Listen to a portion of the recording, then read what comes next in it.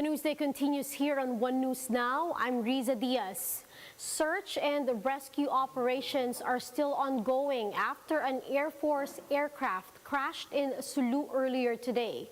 Bodies continue to be recovered in what is believed to be the worst military accident in the country's history. Mobile journalist Stanley Gahete gives us a front seat to the story. This may be the worst military accident in Philippine history after a C-130 went down in a residential area in Patikul, Sulu at noon today. 4 died, 49 unaccounted, and 43 wounded, and there are 4 injured additional civilians on the ground. There are 92 soldiers, pilot, and crew on board the plane, which took off from Cagayan de Oro to ferry troops for deployment in the troubled southern island. The Philippines has only 5 C-130, all acquired from the United States under a military aid program. One of the aircrafts was transferred by the United States only this year under the Excess Defense Articles and Foreign Military Sales Program. But 2 are undergoing repair and maintenance, and 3 are used to transport medical supplies and equipment since the coronavirus outbreak last year. In fact, I was on board a C-130 plane on the Philippine Air Force last May 21 on my way to Marawi for the commemoration of the 4th anniversary of the siege. This is how a C-130 looks from inside. It's large and it's very cold here. As you can see, this huge cargo plane is perfect for airlifting medical supplies from Manila to different parts of the country. It was also used for rapid deployment of troops, logistics run, and for humanitarian assistance and disaster relief like during the Typhoon Yolanda. This is the second time a C-130 had crashed. More than a decade ago, a similar plane crashed in Bicol while delivering relief goods to typhoon-struck areas. The crash also came less than 2 weeks after a newly acquired S-701 Black Hawk utility helicopter went down during a night flight training near Capas, Tarlac. 6 pilots and crew members died in the accident. The C-130 accident happened also a day before the Philippines and Japan embarked for the first time on a 4-day air-to-air exercise in Clark.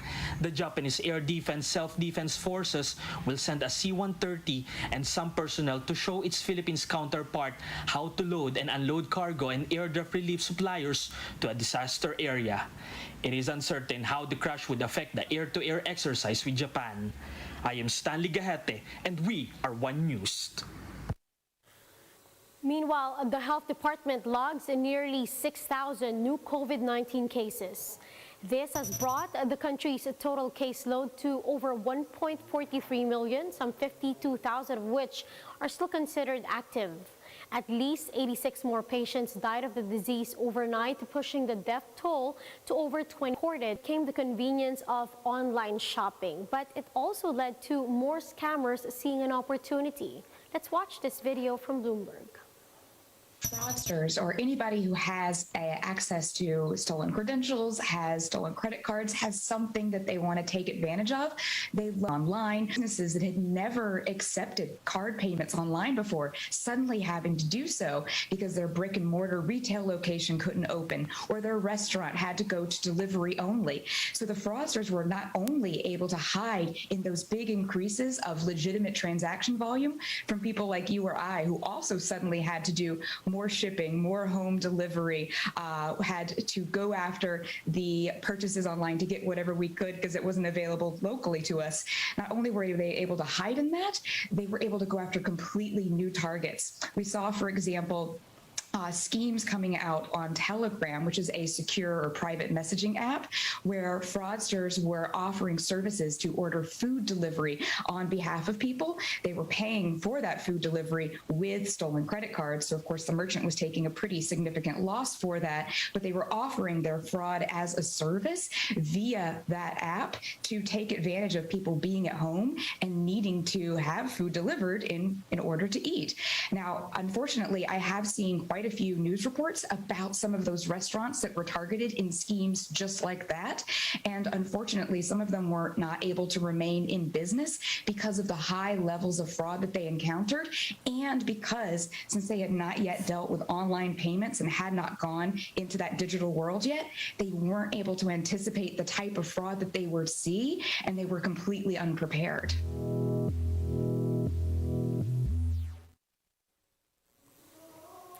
Meanwhile, some evacuees in Batangas have been barred from re-entering their respective barangays due to Taal volcano's continuous unrest. With this, the LGU and health authorities plan to vaccinate them in evacuation centers. Robbie Lopez has the story. Towering plumes can still be seen over Taal volcano. Degassing also continues after Phoebux recorded Taal's highest sulfur dioxide emission at over 22,000 tons. The agency also warns of possible lahar flow due to torrential rains from time to time. Because of this, stricter lockdown protocols are now being implemented for evacuees to bar them from re-entering their barangays. They are given passes during window hour to tend to their livestock and livelihood. But staying beyond the grace period of 8 a.m. to 4 p.m. is strictly prohibited. Officials are asking for the residents' understanding as no one is certain with the volcano's activity. Hindi naman natin alam kung kailan talaga puputok, kung kailan talaga sasabog yung ating bulkan. Ano? So, palagay ko dapat sumunod ang ating mga tao na dito na muna manatili. Meanwhile, the Batangas LGU and the Health Department plan to inoculate evacuees starting tomorrow. Authorities said that this will give evacuees some peace of mind amid the troubling situation. Hindi natin masabi, maraming tao, iba't iba ang pinanggalingan nila, baka meron ng tawag dito, dumami ang cases dito. So yan ang gusto nating masapulan. With around 2,000 evacuees in Laurent, the local government will try to vaccinate all willing individuals. Some of the evacuees, however, have reservations. Pagka ako na rin kung pagka magustuhan. Pero hindi ka pa decidido?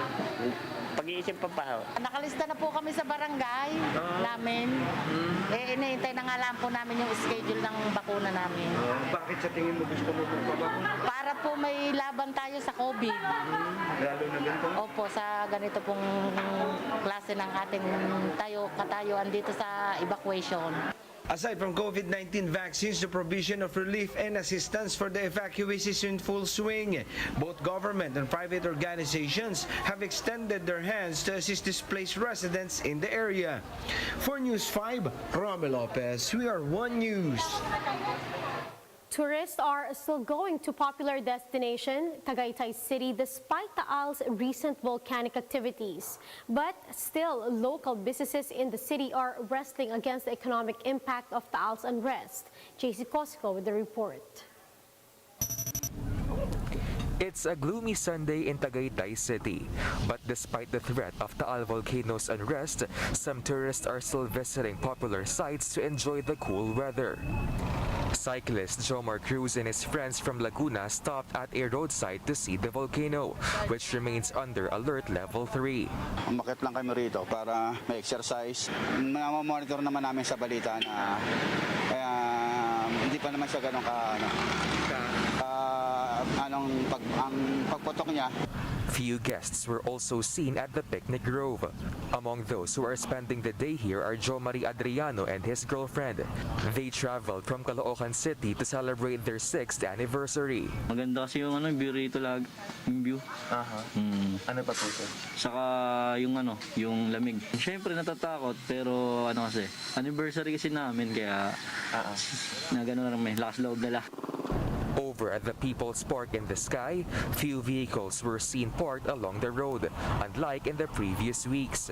Abby Napoles and her friends came all the way from Pampanga for a weekend getaway. Kasi po, stress na sa trabaho, so nagre-relax na lang din.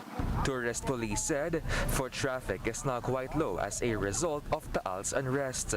Nabawasan na yung turista na dating umaakyat, lalo na sa mga gantong Saturday and Sunday, dapat puno na po yung aming parking dito, pati yung sa pababa. Patuloy pa rin po yung pag-alburuto ng Taal, so malaking impact po yun sa turista.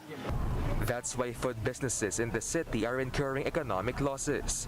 Restaurant owners said there are fewer guests and some reservations for the month of July have been canceled. Last week, I would say the transition of the guests is quite fast. So, pag may umupo dyan ngayon, after nila may papalit. Pero ngayon, hindi na masyado. Ang contingency plan namin is just to maintain small amount of staff at the moment. The local hotel industry is also taking a toll as some guests decided to reschedule their stay to a later date. When they saw the video na pumuputok yung Taal volcano, many of our guests called us to inquire about what's happening. So upon explaining naman, some of them just moved the booking to another date, but there were very, very few cancellations naman. Among those reeling with the impact of Taal's unrest are small pasalubong vendors like Jenny Laurel. Sobrang tumal po. Yung iba nga po nabulok na eh. Na? Yung mga, ganyan, yung mga pinya. Pinya saging. Ngayon talaga sobra as in dog eh. They all hope the situation will soon go back to normal. In the meantime, tourist police said they are ready for evacuation should Taal's volcanic activity intensify. For News 5, JC Cosico, we are One News. Now, here are other stories we're keeping our eyes on. Isang Bayan Coalition plans to tap the services of a professional pollster to carry out its preferential survey on its nominees for the 2022 elections. To recall, the coalition announced that it intended to open its voting portal this July when it said its volunteer management application was hacked. The coalition, however, did not disclose which external entity would be tapped for the survey. Now, following Senator Manny Pacquiao's allegation of corruption in numerous government agencies, National Police Chief Guillermo Eleazar said the agency's procurement of multi-million pesos worth of body cameras was fully accounted for. Eleazar added that they are now coordinating with Pacquiao to clarify the matter. And in weather, Tropical Depression Emong has slightly intensified while moving north-northwestward over the Philippine Sea. At 4 p.m., Emong was located 780 kilometers east of Verac, Catanduanes. Signal number 1 remains hoisted over Batanes and some localities in Cagayan, including the Babuyan Islands. Now, for more updates, visit News 5, The Philippine Star, and Business World Online.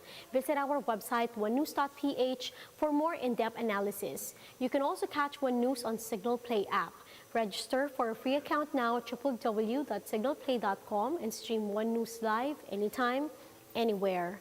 Mask on, wash hands, and stay safe, Philippines. I'm Riza Diaz. We are One News.